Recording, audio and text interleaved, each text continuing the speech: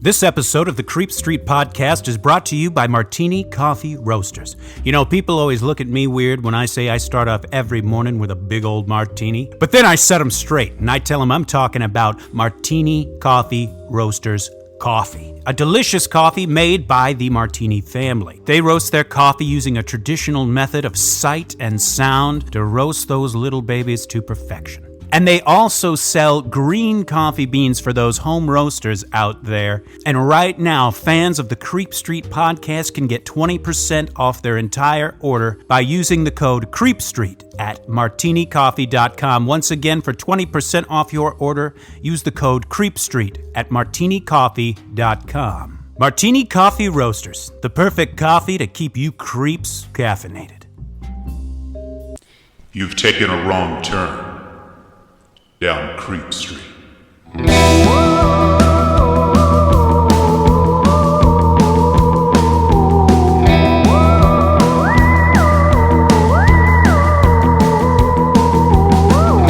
Citizens of the Milky Way, this is Maureen Bogey. And this is Dylan Hackworth. And you are listening to the Creep Street Podcast. Yes. Thank you all so much for joining us today. It really is a treat having you with us. Oh, yeah. And we are going to have a blast today. Oh, yeah, mama. Please remember to like, rate, subscribe, review, star, any of the above. It really means a lot to us and really helps the show, helps the cast. Yes. Baby. So Spotify now has that rating system, so hit that up, please. Yes, a lot of please. people have, and we thank you for we that. thank you so much for all of the love we've been receiving lately. We cannot tell you how much it means to us. It really just makes our whole day, our whole week, our whole month, our whole effing lives. It does. It truly does. No, it really does, though. Thank you so much. To be kept up on what we're doing, feel free to follow us on Instagram at Creep Street Podcast, Twitter at Creep Street Pod. We're on Facebook. On our Facebook, we also have a subgroup called Citizens of the Milky Way, where people can interact and we interact, and it's a lot of fun. Oh, yeah. It's called Citizens of the Milky Way.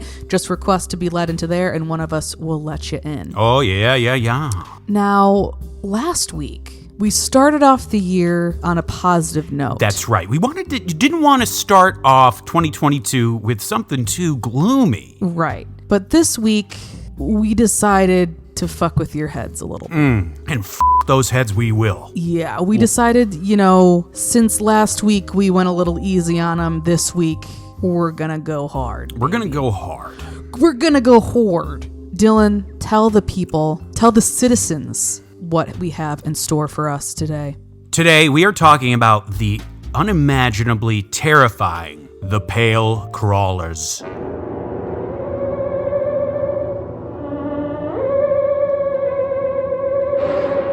Just the name alone, you know. It's unsettling.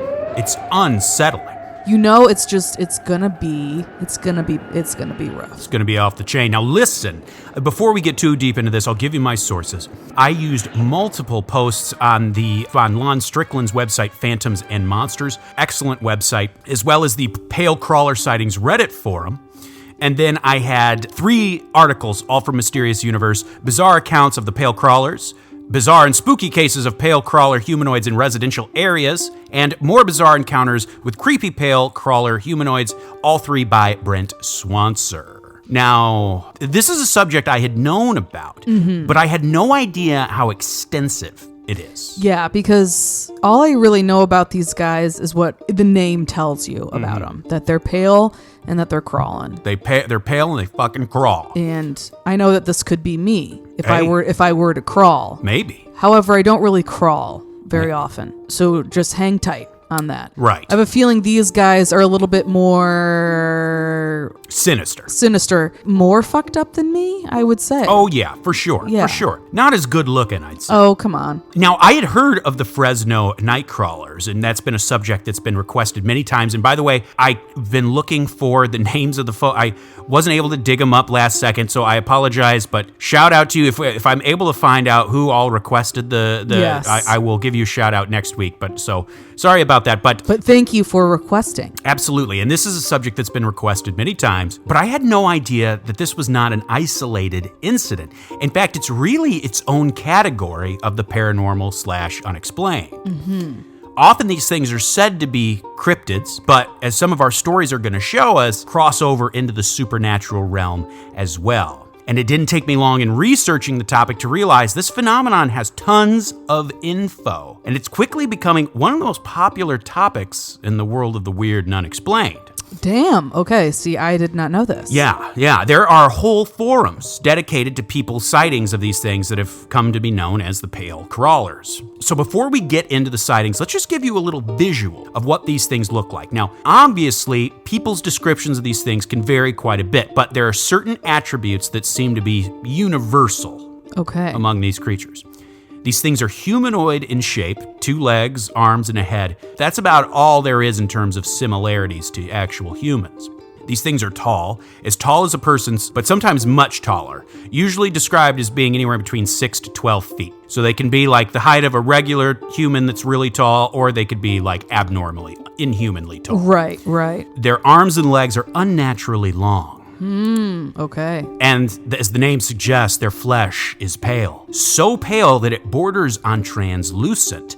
And they appear to be severely emaciated. They're super skinny to the point that their ribs and bones are like plainly visible. They're like jutting out. Oof. And their necks, this is interesting, their necks are just long enough to seem unnatural. They're not long like a giraffe, but they're just long enough that it has this uncanny sort of look. It's like what I think is so creepy is like these little things that when you don't, if you might not notice it at first, but it just, something is not right and it's unsettling. Absolutely. And then it's scarier than it seems. It's like your senses catch on before you consciously do. Right. They lurk, of course, in the dark, and they can walk on both 2 legs and 4. Oh, good. Oh, come on. So now the origin of these things is rather complex, as you could draw similarities between these pale creatures to other things we've talked about, such as the Wendigo. But while these connections are possible, we'll start where the sightings sort of began in the modern era. The first high-profile sighting that really launched the legend of the pale crawlers came in the 1990s in Fresno, California. These were, of course, the famous Fresno night crawlers.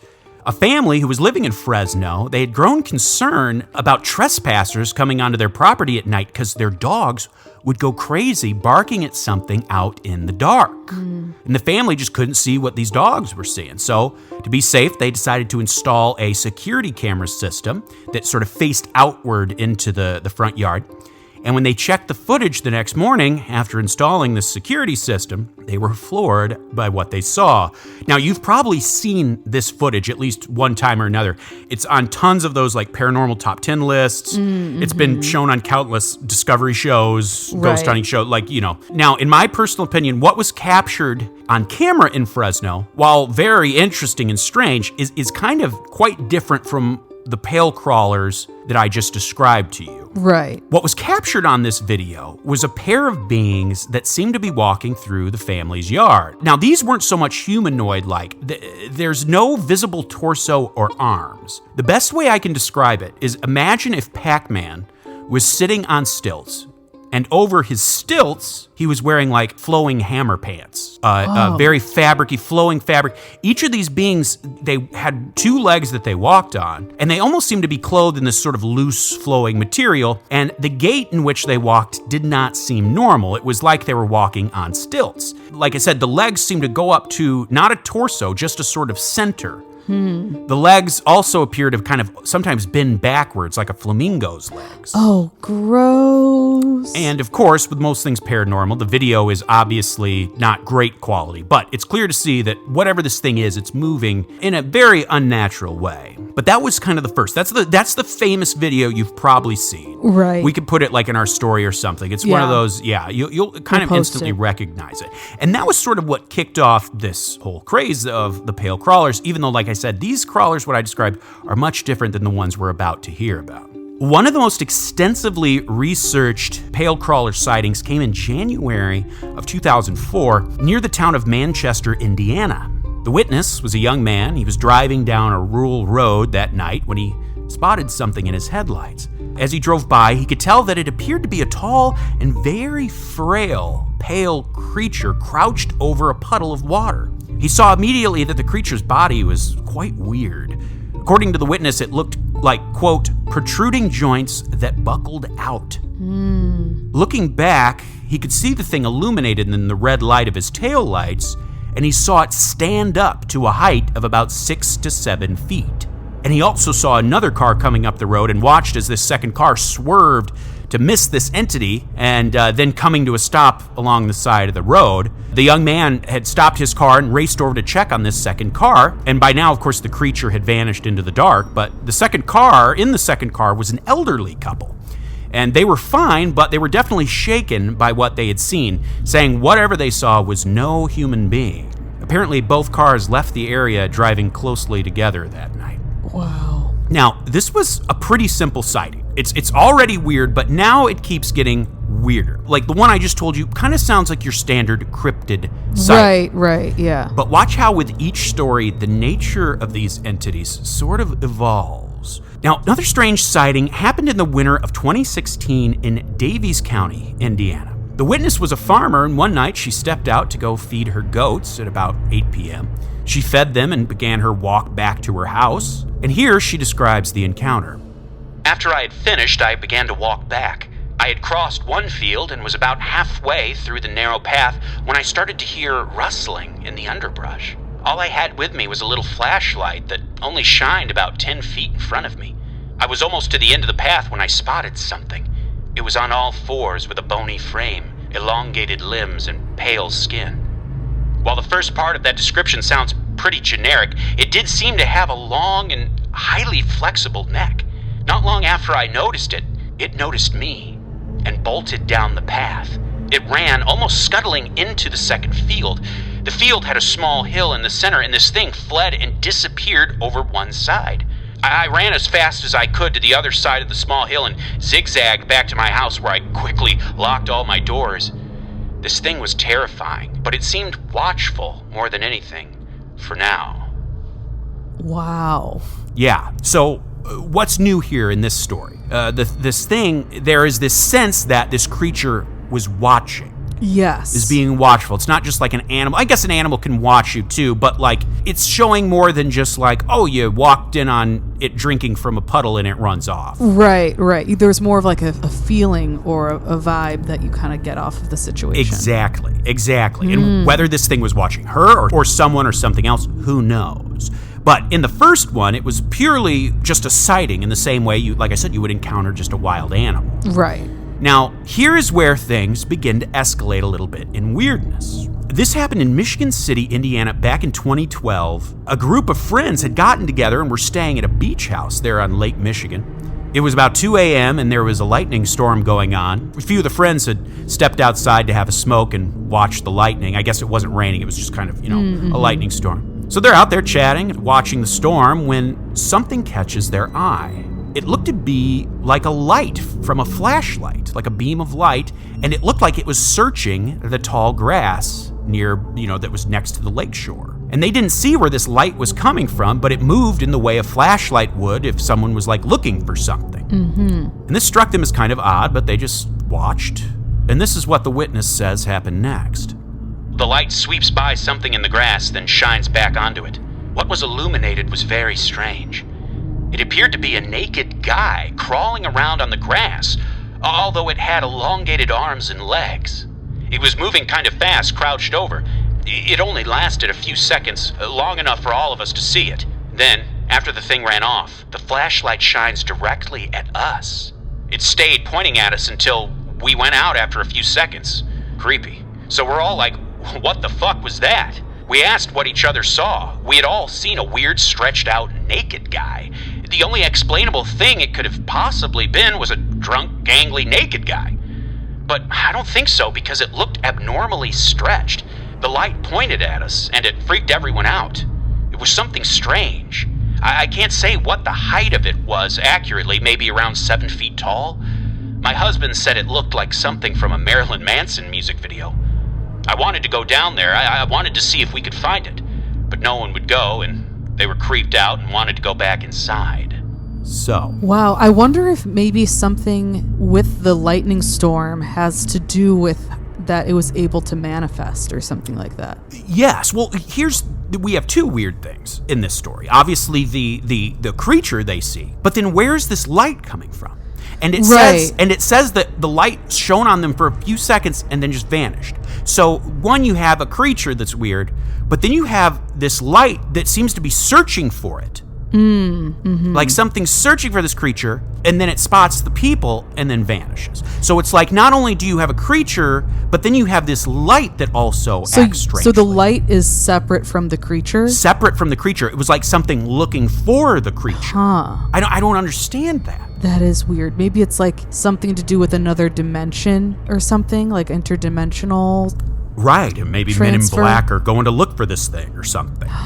Oh, weird. Right. And why Indiana? Why Indiana? Well, now it's about to amp up even more. Up until now, these sightings have been certainly strange but not malicious in nature.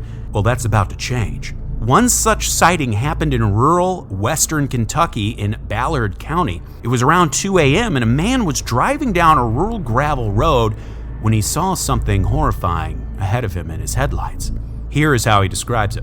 I caught sight of something white and vaguely human crawling in the ditch. As we passed, I hit the brakes thinking it was a person who needed help. Are you crazy? Don't fucking stop, Blake screamed. I looked in the mirror and saw that it was standing up. Even though it was still in the ditch, it was as tall as the stop sign next to it. It took a step towards us and I hit the gas. As we drove away, I saw in the mirror that it dropped down to all fours and was crawling after us. I didn't start pulling away from it till I got up to about 40 miles an hour. No matter how close I was to it, I never got a good look at it. It was fuzzy, like it was constantly out of focus. I'm not sure why, but something about it makes me think of it as male.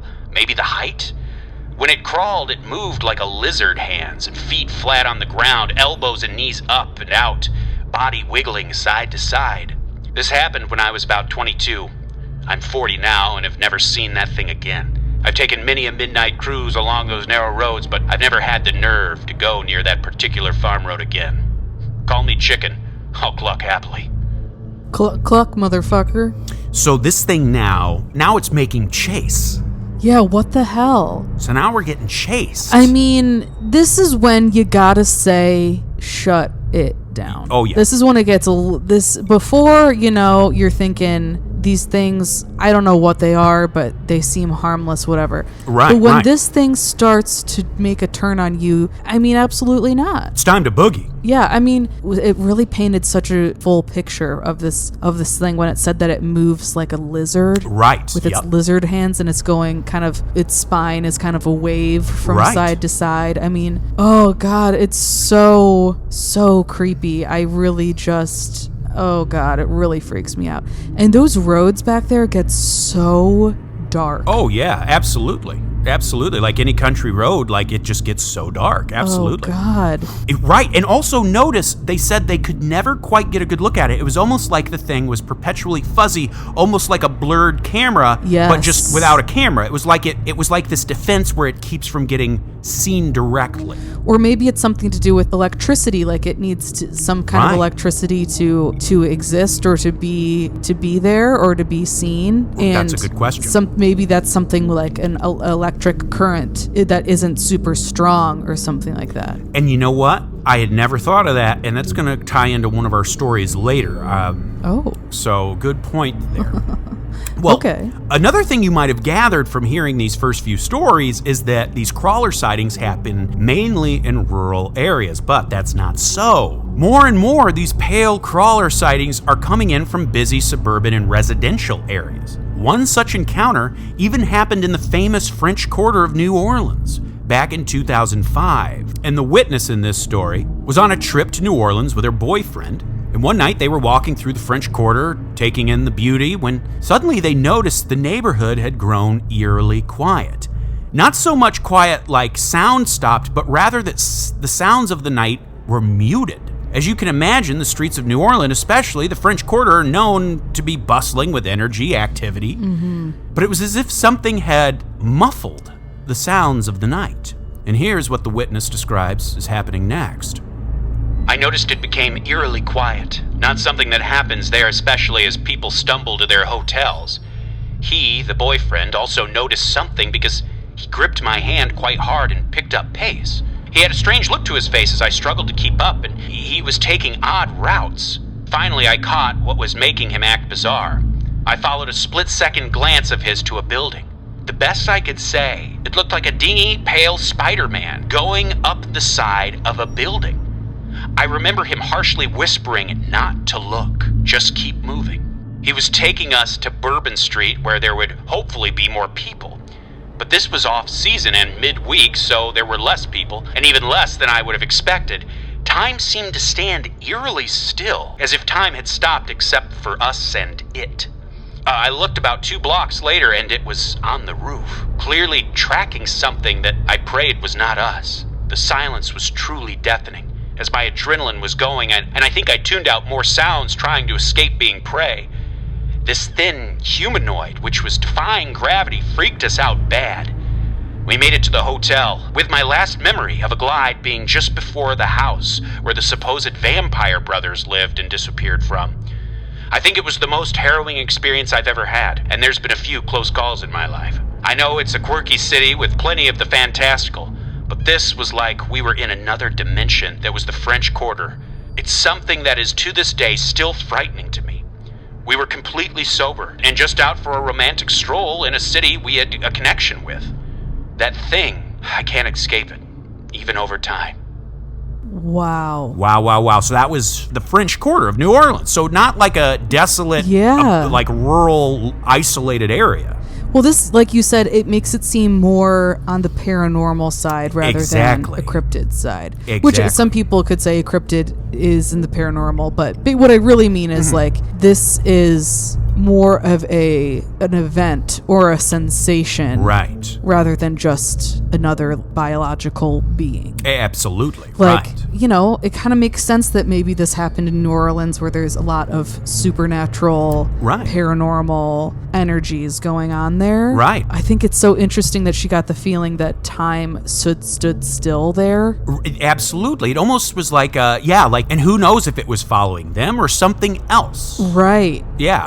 And I wonder what it was wanting. Absolutely. Like, very good point. What is it going for? What's the point?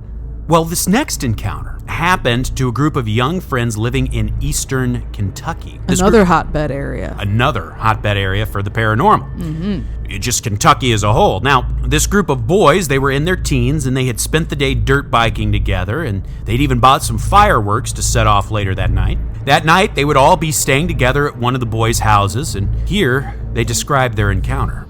Yesterday, Friday, July 2nd, I spent the night at a friend's house. I will call them Sam and Bob for privacy reasons. Everyone else's name will also be changed. It was Sam, Bob, Jeff, and I. Sam and Bob are brothers. Anyways, Jeff and I had come over and brought our dirt bikes, so naturally we spent the day riding. We had also gone to a store and picked up some fireworks to let off that night. We had quit riding at around 7 p.m. Keep in mind, this is eastern Kentucky in the middle of the woods and farmland. Since we had finished riding and it was getting pretty dark, we decided to light some fireworks. We had been lighting some smaller firecrackers and fountains and whatnot. We had decided to sleep on the trampoline. But at around 10 p.m., Jeff and I spotted some coyotes at the tree line across the road from us, and we all went inside because I freaked out because I'm from a city and don't like wild animals. Also, it stunk really bad. It smelled like dead rabbit or deer. So we all go inside. After about an hour inside, Sam tells us we forgot the bedding on the trampoline, and he wanted me and Jeff to go get it. I, being terrified of the dark, begged Jeff to come with me. He agrees, and we head out the back door onto the patio porch. We go down to the stairs and towards the trampoline. I'm behind Jeff, grabbing the back of his shirt, and he has a flashlight pointing straight. I'm looking towards the right, towards the road, looking for the coyotes. But I hear a thud sound to our left. I look over, and there's a line of 4 trees parallel with us. They're shaped in a V starting at the base.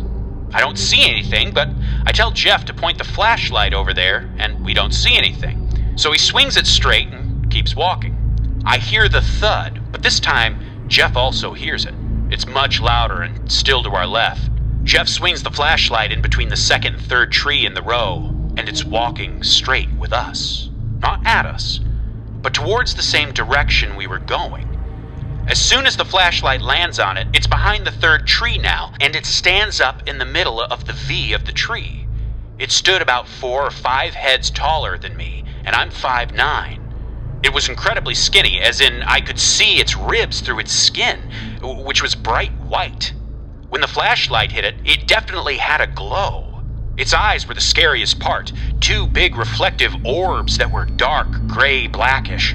They were reflective in a sense, like the eyes illuminated the flashlight back at us. Also, its hands were gigantic, the fingers wrapped around the tree trunks and were super long. Jeff looks over and I scream. He dropped the flashlight and we run. I still have his shirt in my hand and I yank him hard and he just takes off in front of me. I sprint past him and up the back porch stairs. He falls on the stairs. I run to the door and open it, waiting for him. As soon as he runs through, I slam it shut and lock the deadbolt. I shut the curtains and jump back onto the couch. Sam and Bob had heard me scream my fucking lungs out and were making their way outside. Jeff is standing on the couch and he starts babbling and tells them what he saw, and I started hyperventilating. I have anxiety and asthma. I haven't had an attack in years, and I stopped carrying my emergency inhaler a long time ago.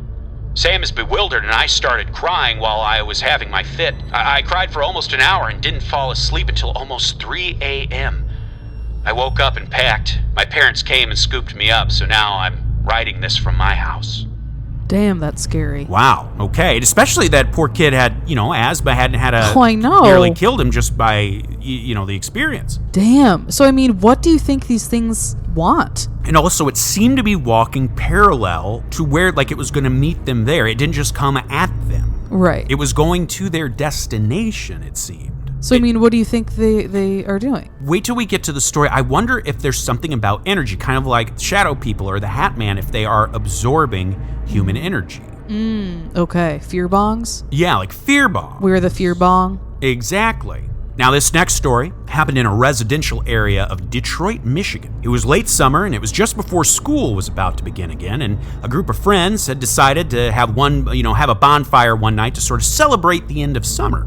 Now, for the record, there was no alcohol involved. Okay. All right. So this house had a nice backyard where the bonfire was, and the yard sort of backs up into this wooded area. Now, keep in mind, this is not a rural area. Right. The neighboring house was visible through that wooded area, so it's not like this was a dense forest or something. Right. In total, there were 5 people there, the witness and 4 others. They chatted and hung out by the fire for about an hour, and that's when 3 of them said goodnight and headed back home, leaving just 2 of them by the fire.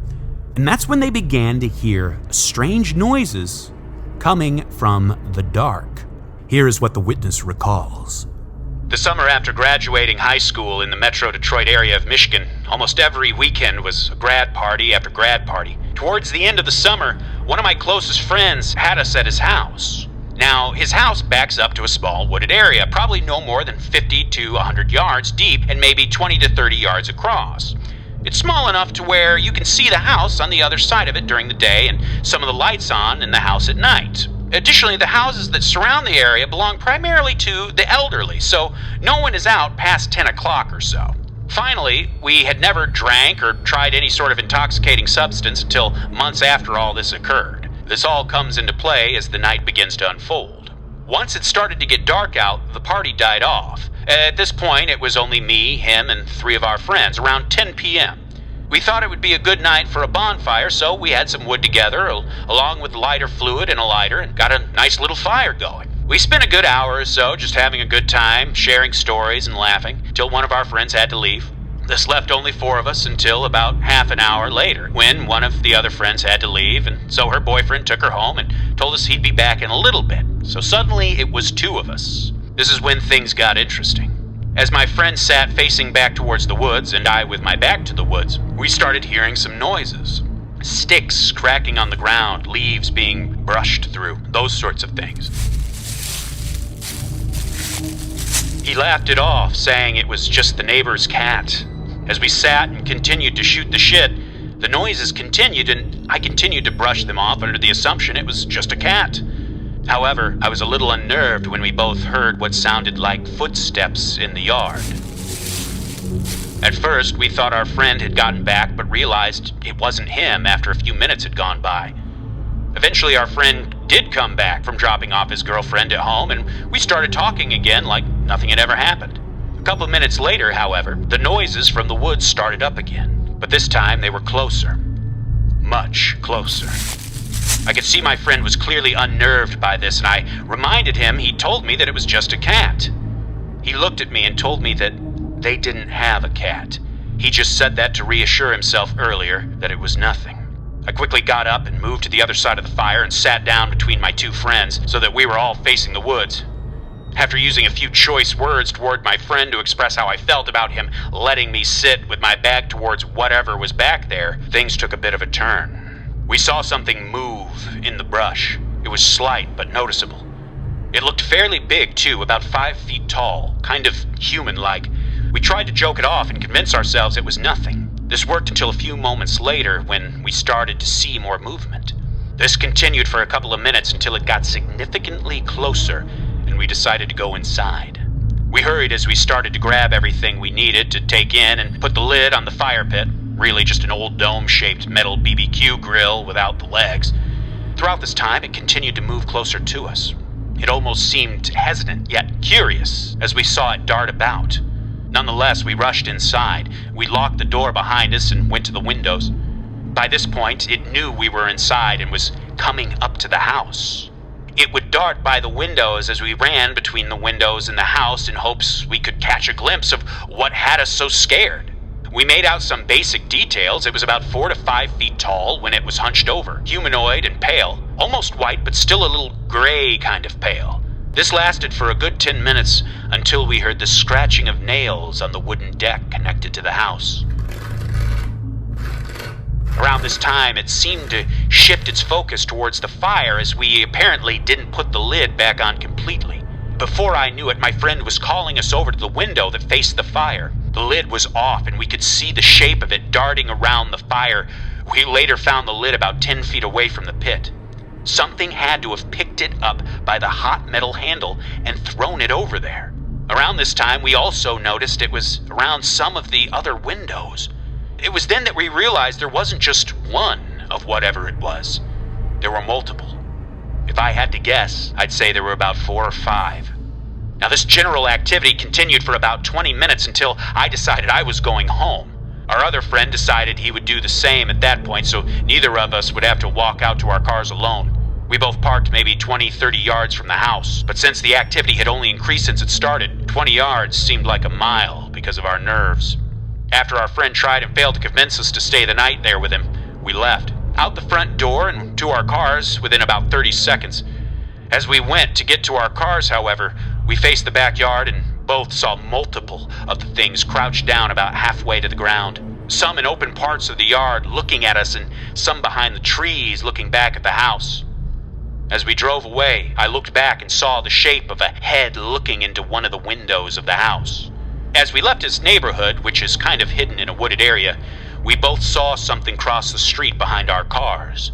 As soon as we both got back to our houses, we got onto our group chat to confirm what we had saw after leaving the house.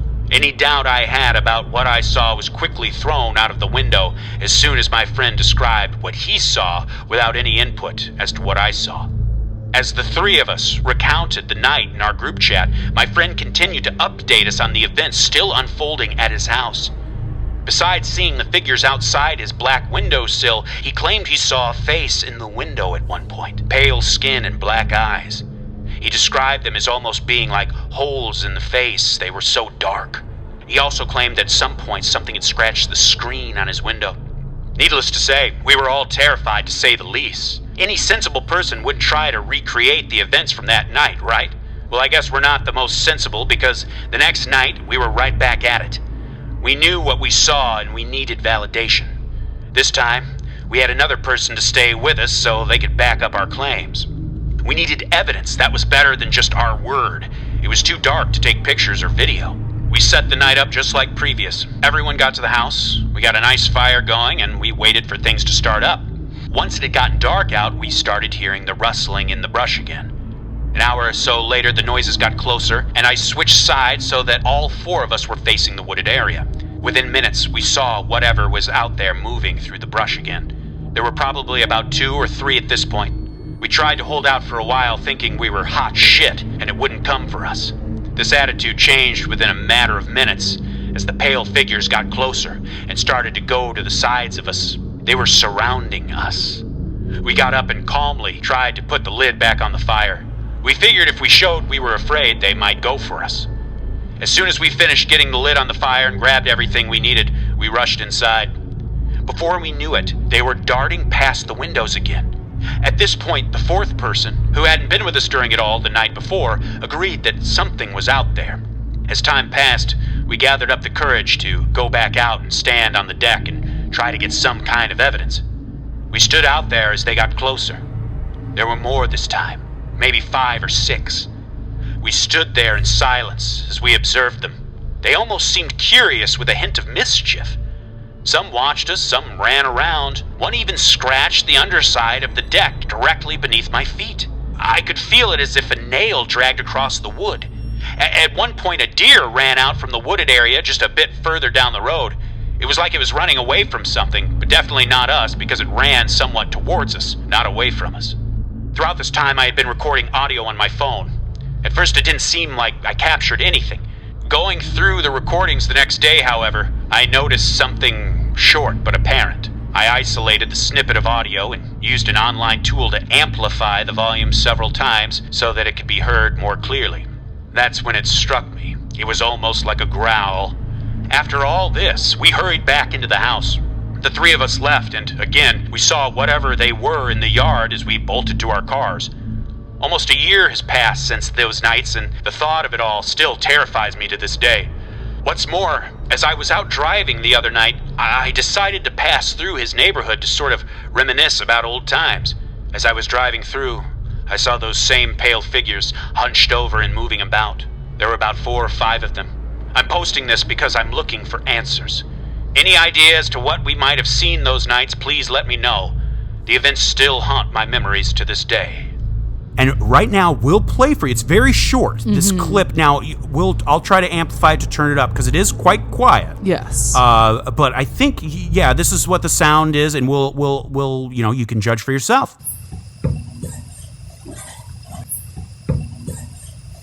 Interesting. Very weird. I mean, I knowing what it is, I could hear the growl. Exactly. But before that, I wouldn't have known, I don't think. Right. It is pretty quiet. But yeah, interesting nonetheless. Yes, very interesting. This story seems to indicate also that these things might sometimes travel in packs, almost like wolves in a way. Yes. Which is interesting. Yeah, that really freaked me out. What's interesting is, clearly they know the humans have seen them, and there is a menacing, but they don't just outright attack. Yes. It's almost like they're playing a game a little bit. Or kind of like you said, they want us to be scared. They get something out of us being scared. Now, jumping back to those Fresno night crawlers. Right. A common theory with that is maybe they were extraterrestrial. Mm-hmm. Now, most of the stories we've heard tonight don't sound like the typical extraterrestrial stories. This, I think, of the stories comes a bit closer in that there's almost this curiosity. Yeah, that's true. Not that I'm saying, I don't think that's what happened there, but this, in terms of just their attitude and the way they behave, kind of almost sounds like extraterrestrials in a way. Right. Well, this next encounter, I think, is probably the most horrifying and really calls into question what these pale crawlers are by nature. This happened to a family who was house hunting down in El Paso, Texas. The witness was 10 years old at the time, and he was with his parents, and they were being shown a house by a realtor that the source simply names as M to protect their identity. His father was in the military, and they had just recently moved to El Paso because his father was stationed at the base that's located there. This house in particular was rather run down. To quote the witness, it was, quote, overgrown with bushes and ugly crabgrass. The sidewalk is uneven and jagged and even missing in some places. There wasn't even electricity in this house at the time. So they make their way through the house, the realtor's showing them things, and they eventually get to the garage. And this is what the witness describes as happening next. We go inside, and the sight that hits us is remarkably depressing. There is broken picture frames and glass all over the floor, as well as red splotches of some sort of powder that's covering everything. A very large chest in the center of the living room, about 5 feet in from the front door. The house smells like something old and wet, yet fresh and rotting at the same time. No one noticed the smell but me. We leave the living room, and all I remember next is going to look into the garage. Now remember, M told us there was no electricity and we would be seeing the house in the dark. The singular light bulb in the garage, though, was glowing blue. Not a bright, iridescent blue by any means, but a sickly, dim blue that was just bright enough to illuminate the walls and the floor and bathe the garage in the same shade of blue it was radiating. My parents and Em both made a comment how that was weird. Maybe there was some sort of charge going to the light through the power lines. I couldn't care less, because what I was staring at was worse than any creepy light that was working when it shouldn't have been. There was something inside the garage. It looked like a human, or maybe what used to be a human, but it appeared wet. Its skin kind of looked like if you grabbed it, it would just slip right off.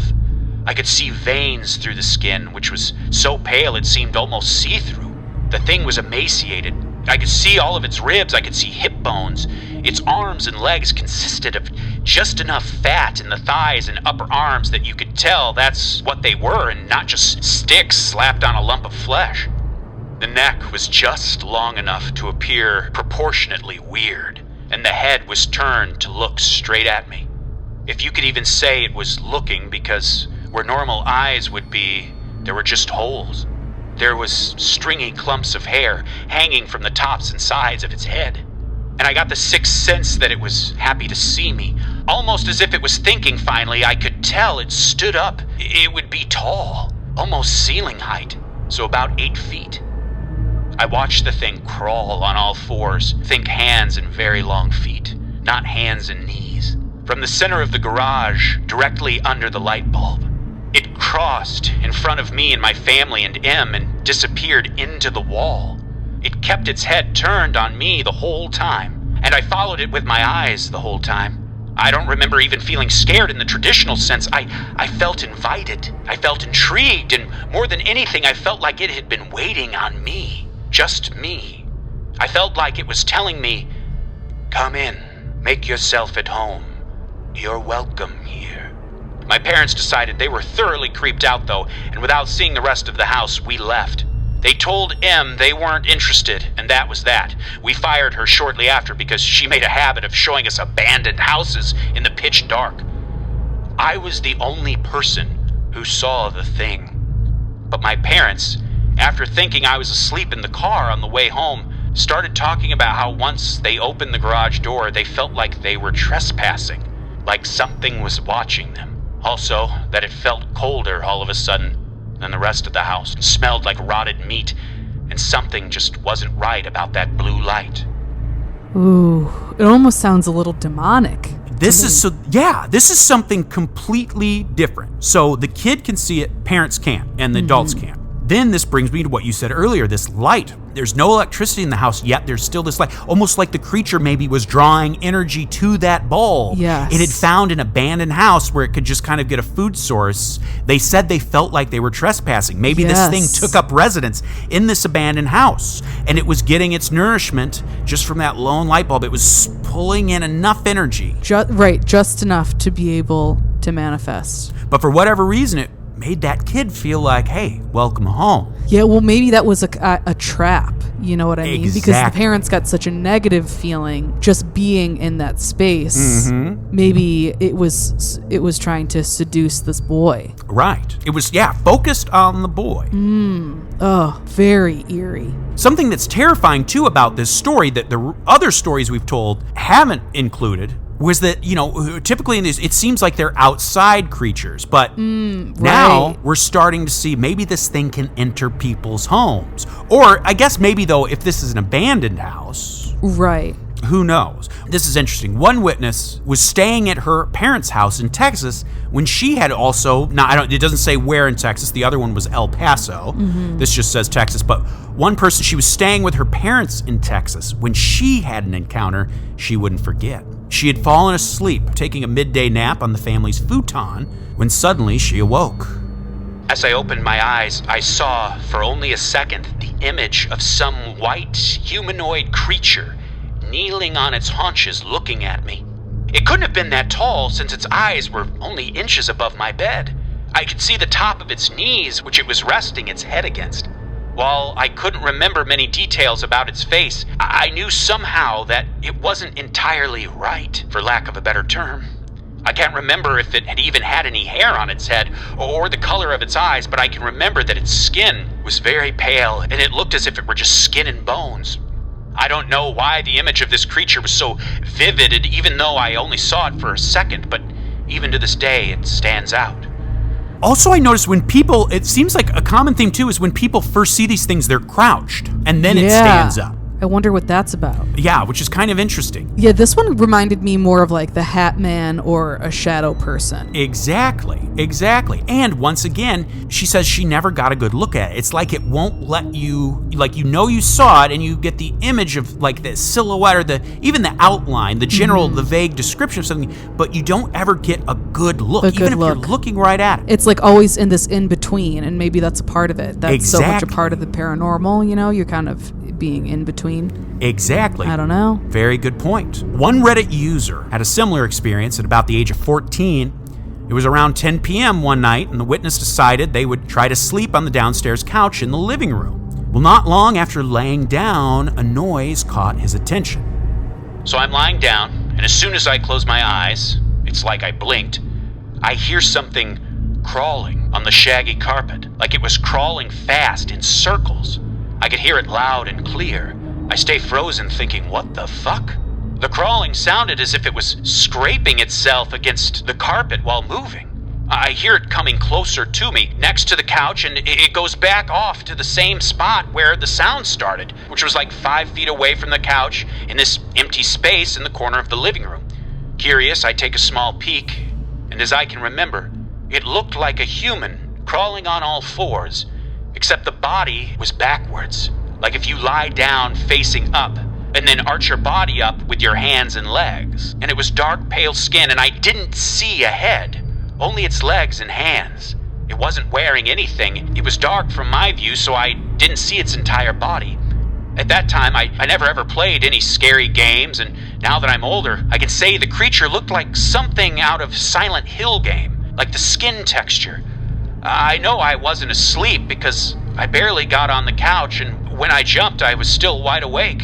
I wasn't sleepy at all. I know it wasn't a dream. So once again, now, like, this is once again leaning more into like that shadow people, Hat Man thing. Like, I wonder if this is just another breed of whatever those things are that feed off of fear. Yeah, and kind of are taunting us or baiting us or goading us into doing these things. And yet at the same time, that kid who saw it in the garage didn't necessarily feel... Right, that's true. Maybe it was getting its hit off of the parents and the realtor and was like, hey, don't worry, or something. Like, hey, you're fine. I'm leaving you alone. Or maybe it had some grander, even worse plan involved for the boy. Exactly. I don't know. Now, there are many other pale crawler stories, some that I didn't touch on that involve screaming. Sometimes these things will scream and it sounds like more than one voice screaming. Weird. And I'm going to save those for this month's $5-10 tier Patreon episode. Oh, very nice. Because there are tons of more pale crawler stories that kind of evolve, but this was the base of this incredibly strange phenomenon. Yes. Like I said, I had heard of obviously the Fresno Nightcrawler, but I didn't realize that this had become its own genre, its own category of the paranormal. I mean, it's a huge thing, and it affects a lot of people, it sounds like, and it sounds truly, truly horrifying. Truly horrifying. Ugh, I hope I never run into one of these guys. Well, that's going to wrap it up for the Pale Crawlers. Dylan, thank you so very much for doing that fantastic research. Thank we all you. Appreciate your hard work there. Thank you, of course. It was my pleasure. Now, let me get to my favorite part of the show. Please, please, please, you know I love it. Ladies and gentlemen, the names of our top-tier Patreon subscribers.